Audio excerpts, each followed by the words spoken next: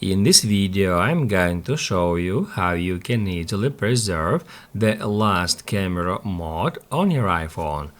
Be sure to watch the video to the very end so you don't make any mistakes. Once we are on a camera app, we can easily switch between different modes. We can switch, let's say, to video mode or to slow-mo.